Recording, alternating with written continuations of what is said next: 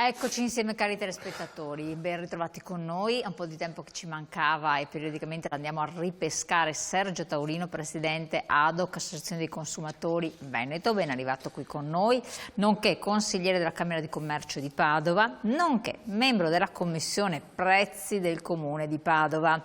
E ci avviciniamo sempre di più alla questione, ovvero il costo della vita che aumenta sempre di più, condizioni di vita che diventano invece che migliori purtroppo peggiori, soprattutto col passare degli anni per chi ha qualche problema, qualche acciacco, problema di salute vorrebbe vedere una soluzione senza attese inenarrabili. E allora parliamo di sanità, di costi della sanità per i cittadini, e parliamo di costo della vita, di prezzi, perché voi fate dei controlli periodici, poi lei essendo in commissione prezzi a Padova, che è una città un po' emblematica per quanto riguarda la regione Veneto, riscontrate degli andamenti che non fanno certo piacere a nessuno, con prospettive, vero Presidente? Allora, innanzitutto buongiorno a tutti, ben ritrovati, ringrazio Elena per la sfilza di cariche istituzionali che purtroppo mi rendono sempre più triste, perché dovunque vada in ognuna di queste situazioni trovo... Più arrabbiato. Sì, sono un po'... Perché ci siamo sentiti, Sergio Taurino era arrabbiato. Arrabbiato perché mi sto rendendo conto che ogni volta che vengo in questa trasmissione non riesco a portare una buona notizia, se non quella che praticamente mi fornisce ogni mese la commissione prezzi, dove io vado a ascoltare, diciamo, come uditore e anche per dare il mio contributo e i miei commenti. Ma per quanto riguarda invece quello che chiamiamo welfare, vedo che ogni giorno, in ogni situazione in cui mi trovo, riesco a verificare che non stiamo facendo dei passi in avanti, anzi probabilmente nel discorso, diciamo, welfare, io non parlo solo di sanità, il welfare è lo star bene, e lo star bene non passa anche attraverso l'alimentazione, passa anche attraverso la sanità, passa anche attraverso i servizi. Un esempio stupido che faccio sempre quando vado a parlare in qualche convegno, e dico sempre che bisogna vedere la persona a 360 gradi. Ognuno di noi adesso ha tante branche specialistiche che parla e si occupa solo di quella. Io vedo che adesso anch'io faccio parte degli anziani, finalmente sono contentissimo, da un paio d'anni sono entrato nella categoria anziani e mi rendo conto che il mio problema potrebbe anche essere l'ignoranza digitale, ma forse ne ho anche un pochettino altri, tipo la salute, tipo anche l'alimentazione, la scorretta alimentazione, perché un'inflazione come quella di questo mese ancora, dove il pane può essere aumentato del 5%, però la frutta e la verdura, che sarebbero vitali per gente che vuole praticare la dieta mediterranea, diventa sempre più problematico. No, ma ci sono persone che proprio l'hanno cancellata dal proprio carrello della spesa, ridotta all'osso, cioè si sono disabituati a consumare certa frutta, verdura, non la prendono proprio più perché sanno già che ha prezzi inaccessibili, e quindi è un problema questo. Sì, e questo chiaramente poi dopo si esplica chiaramente in una situazione di disagio, ma anche di mala gestione, anche di quelle che poi sono le conseguenze. Le conseguenze, per esempio, sono sulla salute. Una cattiva alimentazione, tu mi insegnerai, si ripercuote molto certo. sulla salute. Quando uno è ancora giovane non ha diabete, ipertensione, malattie croniche, eccetera, riesce a compensare, anche se ha un'alimentazione scorretta, poi se lo dovrà ricordare quando diventerà vecchio anche lui, no? Riesce anche a compensare magari con un po' di attività fisica in più, con diciamo, altre soluzioni. Nelle persone che hanno una media età o anziane, tutte queste patologie che poi diventano croniche hanno bisogno anche di corretti stili di vita. Guarda caso, no? Io e te stavamo parlando prima fuori trasmissione, parlavamo di welfare. Ma welfare cos'è? cerchiamo di spiegare, esatto, chi ci ascolta dice ma questo benedetto welfare, che cosa consiste? No, che usiamo questi inglesismi, è il benessere, ma il benessere non può essere solo la salute. Il benessere deve essere anche la qualità della vita. Il benessere può essere alimentarsi in un certo modo, da cristiani, cioè non mangiare solamente la roba che costa 2,50 € o il pane, cioè bisogna cominciare a ragionare a 360 gradi. Il benessere, per esempio, è anche un modo, stanno mostrando modeste immagini alimentari, frutta e verdura. Il benessere, per esempio, può essere anche il fatto che se noi che ci vantiamo tanto di avere un welfare, una sanità pubblica, eccetera, all'eccellenza, perché fanno tutti il confronto con gli Stati Uniti dove ti devi pagare anche la pungitura del dito se hai il diabete. Allora, se abbiamo questa sanità che ci dà la possibilità anche di rimediare, anche di tenere alto il nostro tenore di vita, dobbiamo anche considerare che certi presidi come quello sanitario e quello sociosanitario, anche sociale, perché poi dopo ci sono anche le fasce sociali più deboli, tu lo sai che io sto debole per i deboli, avendo lavorato 20 anni in mezzo ai fragili, per me è importante anche questo. Certo, ma se nessuno gli Quindi aiuta, un anziano, che è una persona che poi diventa fragile, l'alfabetizzazione digitale può anche, la saltiamo anche. Però se cominciamo a dire che arriva un anziano, fa una prenotazione per una visita specialistica e aspetta 6 mesi, tanto dice tanto poi dopo dai sta vicino già la via Chiesa Nuova, cioè al cimitero Maggiore non c'è problema, aspetta 6 mesi, aspetta un anno, non cambia niente. E poi dopo anche questo welfare che quasi quasi sta diventando un welfare per fasce sociali. C'hai i soldi e cominci ad andare verso il privato, dal privato vai verso le visite specialistiche a pagamento e poi dopo vai a finire che ti paghi i farmaci, perché un buon 70% dei farmaci adesso diventano farmaci a pagamento, cioè nel senso che non rientrano nelle fasce A o B, e quindi questo è il welfare. Il welfare è una catena dove qualsiasi scompenso di una scompensa tutto il sistema. Cioè, quindi abbiamo parlato dell'alimentazione, parliamo della salute, parliamo del sociale, perché anche questo fa parte, e poi parliamo anche delle strutture. Che strutture abbiamo?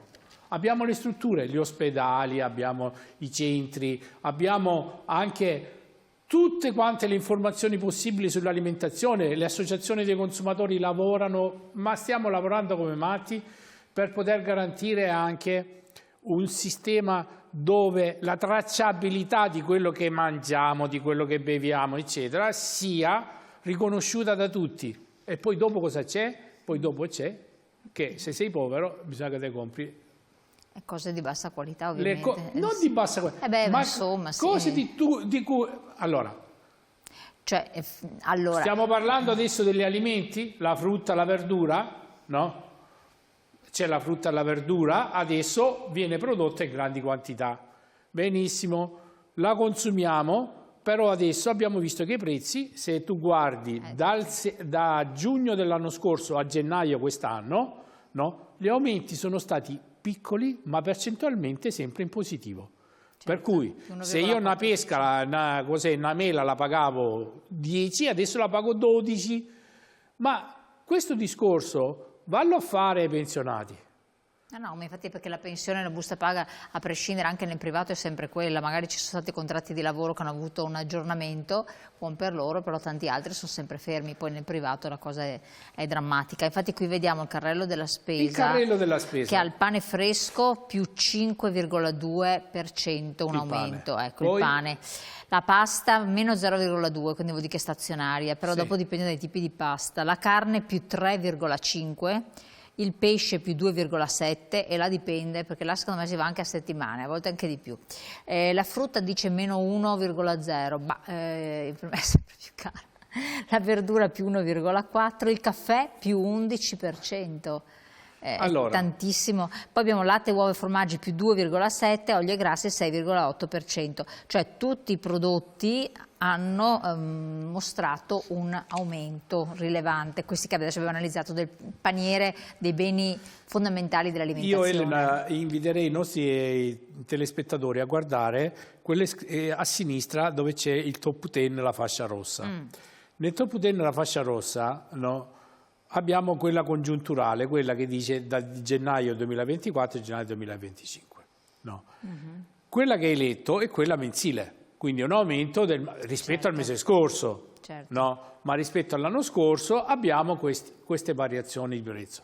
A me non interessa tanto il fatto che ci sia l'inflazione, a me interessa il fatto che ci siano che vengano garantiti i servizi essenziali, no? Compresa anche l'accesso all'alimentazione, a un'alimentazione, diciamo, dove si può scegliere, mentre invece il mercato sta, come dire, si sta stringendo ad imbuto verso i prodotti, no? di largo consumo, quelli dove bisogna andare a fare la spesa.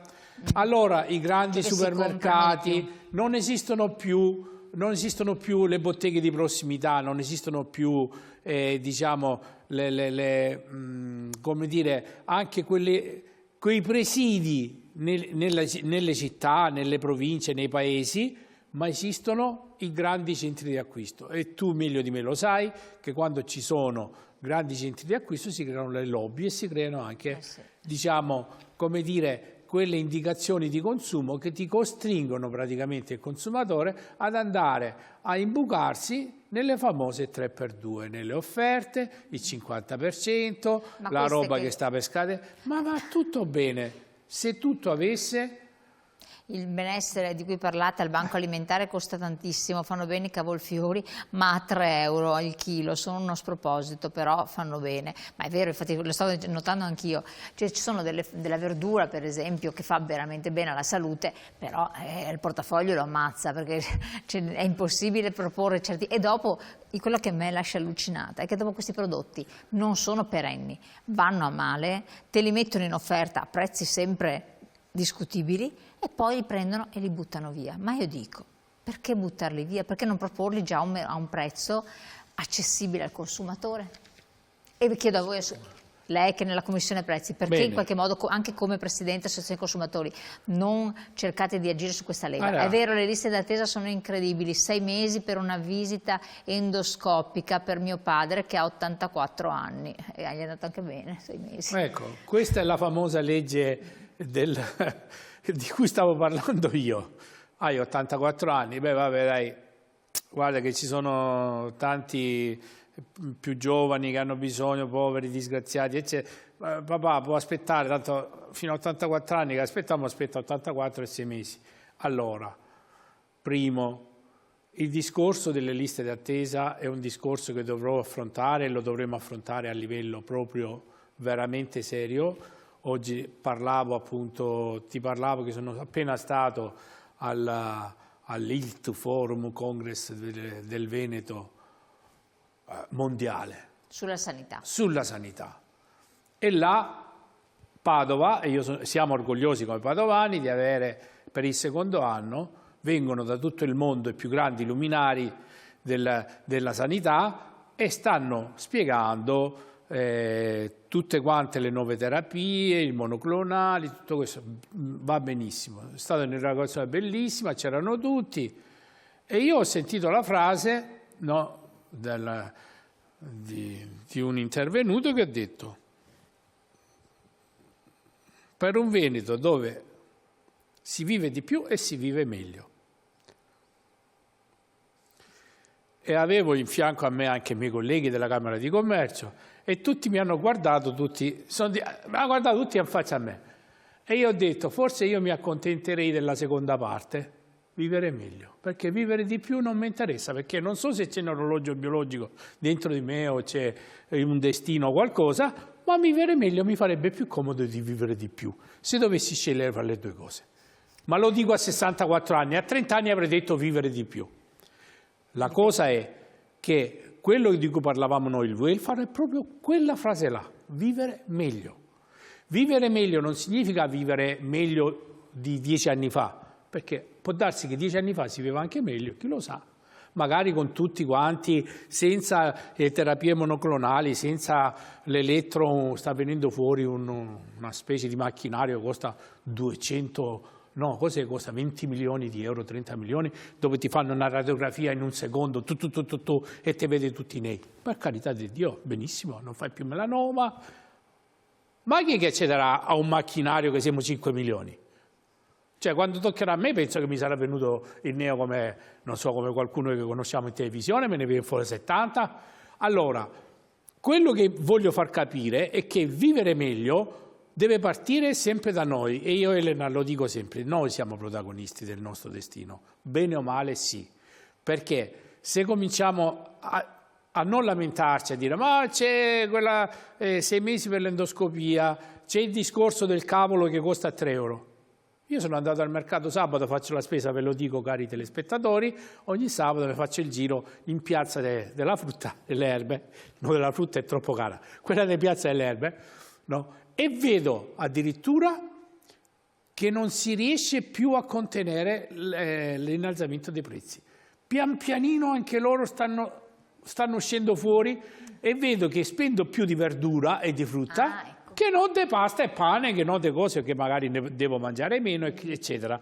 Questa è la filosofia. Allora dobbiamo noi, che siamo la domanda, prevalere sull'offerta. Mi offri cavoli a 3 euro, mi faccio un giretto e lo trovo a 2,50, poi lo trovo a 2. Stesso cavolo, sì, sì. Oppure non lo prendi. O non lo prendo.